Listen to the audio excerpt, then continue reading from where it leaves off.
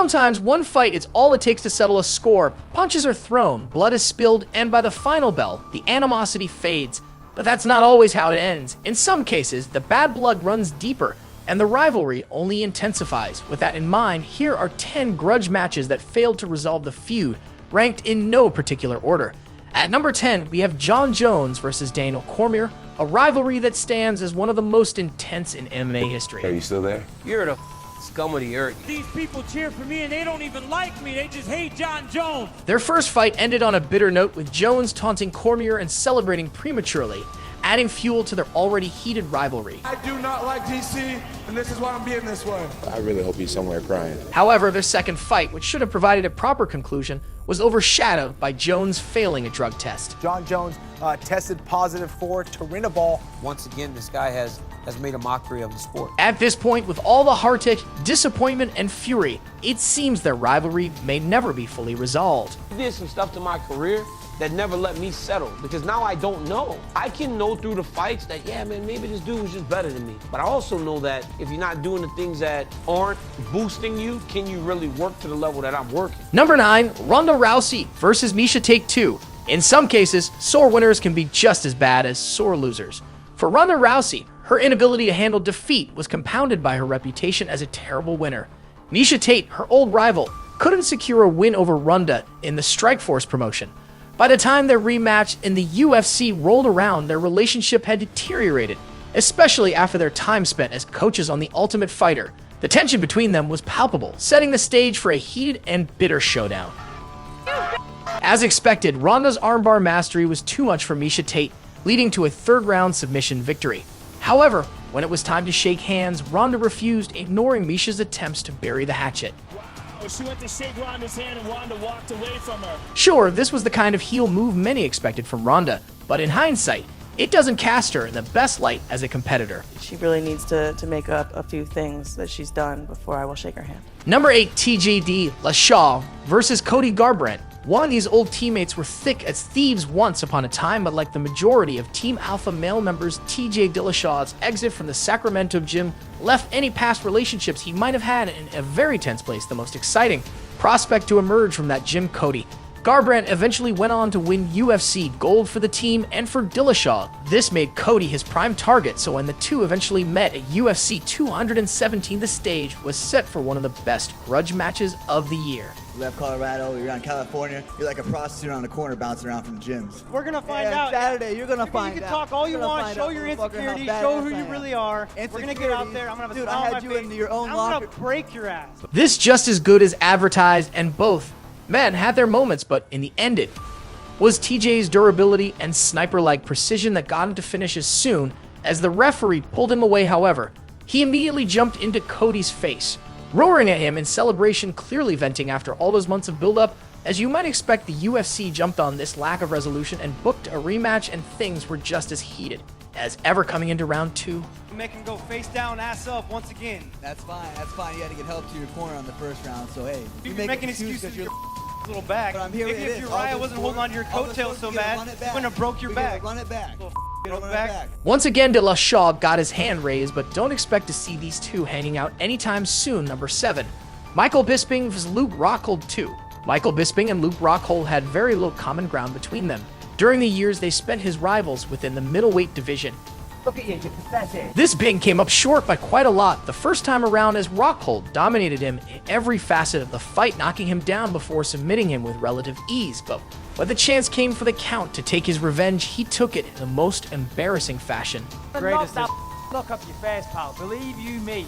Believe you me. Look at you. You're not going to look so smug on Sunday, pal. With Rockhold as the champion, this being stepped up on short notice and produced one of the most dramatic upset victories in UFC history, as the underdog knocked out the overconfident champion in the first round. The win was so remarkable that Luke Rockhold was reminded of it several times during the post-fight press conference. Buddy, you got knocked out, buddy. Sit down, shut up. You got lucky. All right, yeah, real lucky. First round, buddy. What an asshole, guys. These two eventually made up and even trained together on occasion, but their rivalry was pretty tense while it lasted. Number 6, Brock Lesnar vs. Frank Mir 2. Brock Lesnar isn't the type of guy you want to make an enemy of, but when you are a heavyweight legend and former champion, Like Frank Mir, it makes very little difference after welcoming Brock Lesnar to the UFC and eventually tapping him with a come-from-behind submission. The rematch stood as a major coming-of-age moment for the inexperienced Lesnar as he pummeled his way to a victory, earning his first title defense and then yelling in Mir's face after the bout. But if you thought that his post-fight interview would be anything less than a full heel, think again. There was something in there about Frank Mir, a horseshoe Bud Light, and his own dear wife. And if you haven't seen it, we recommend checking it out in full right. Frank Mir had a horseshoe up his ass. I pulled that son out and I beat him over the head with it. Number 5, Chael Sonnen versus Wonder Lake Silva. These guys had a beef that went on for years before they finally shared the cage. Sonnen, I kill him fast. Angered by comments that Chael had made about his home country of Brazil. Packed a suitcase full of gifts, full of things from America that they don't have. For example, I bought packets of soap for them. Because I know they don't have it. Talking bad things about Brazil, don't know Brazil. Wanderlei Silva tried to make Sonnen apologize before agreeing to coach opposite of him on The Ultimate Fighter. However, that failed and the pair engaged in a fight on the spot, jumped forward a number of years later, and these two finally got their chance to settle their differences after surviving an early knockdown. Chael went on to dominate and win the fight on the scorecards, but even with this resolution, Silva shoved Sonnen directly after the matchup, proving that some cuts run too deep to be fully resolved. Number 4, Ben Askren's Jorgen Masvidal. Right from the start, it was clear that Ben Askren and George Masvidal were never going to get along. Too many people that I genuinely dislike, he's one of them. They need to keep the idiot away from me. What made his name as a street fighter in Miami and prized himself on a set of morals and values that likely differ from most people. The other is Ben Askren, a guy who prides himself on his intelligence. I have genius level IQ. And roasting people that he feels are beneath him. Safe to say, this wasn't a good mix. It's about his muscles aren't very big and his beard's pretty ugly. But besides that, I think it's going to be total domination. So, when Masvidal flatlined Ben Askren with a 5-second knockout, he made clear that nothing had changed. It's not over for Ben either. He still has to deal with me. If I see him at Whole Foods, I'm going to still slap that dude up. He still doesn't like Ben, and his taunting of the former unbeaten wrestler proved as much. Even Askren himself was forced to admit that he'd been caught with a perfect shot. I don't like George at all, but that was a damn good flying knee. And though he still backed himself to beat George 9 out of 10 times, there's no arguing with a shot that clean. Why the flying knee? Because he's a bum. 3, Colby Covington's George Masvidal old friends often make for the worst enemies, and when it came to Colby Covington and George Masvidal, these former teammates gradually saw their relationship descend into something quite ugly. Lying-ass piece of you're a lying-ass. And when both guys started talking smack in the media. What I'm gonna do to Kobe's gonna be uncalled for. I will get locked in a cage and not go to jail for beating his ass. It was clear that we would eventually get a fight between them, which Covington ultimately won in dominant fashion. Not only did the two continue to exchange words once the bout had concluded, but George even assaulted Kobe on the streets just a couple of weeks after their fight. Anyone who thought that they might have exaggerated their disdain for one another couldn't have been more wrong.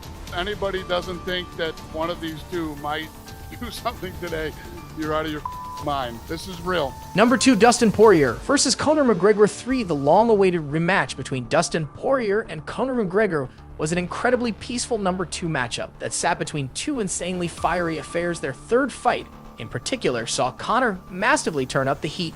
Only a little of a thing, a silly little hillbilly. You're getting walked like a dog in that octagon on Saturday night. Tomorrow night, I'm gonna make this man pay with his life.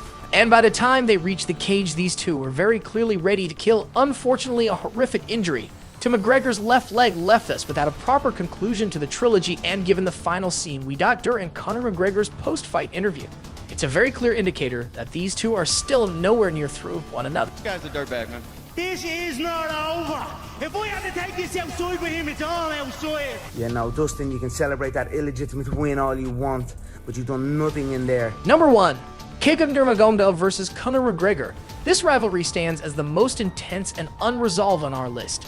It transcended mere competition, touching on issues of culture, family, religion, and more. When Keiko Nurmagomedov and Conor McGregor finally faced off, it became clear that their animosity was far from resolved. The situation worsened when Khabib leaped over the cage to attack McGregor's team, escalating tensions even further. With all that has been said and done, even arranging a photo op between them now seems nearly impossible. And with Khabib happily retired, any chance of a rematch is long gone. All that remains are the memories of one of the most heated rivalries in MMA history. This is never over. Never, ever, ever over. As always, if you enjoyed the video, let us know by leaving a like and subscribing to the channel. Thanks so much for watching, and we'll see you in the next one.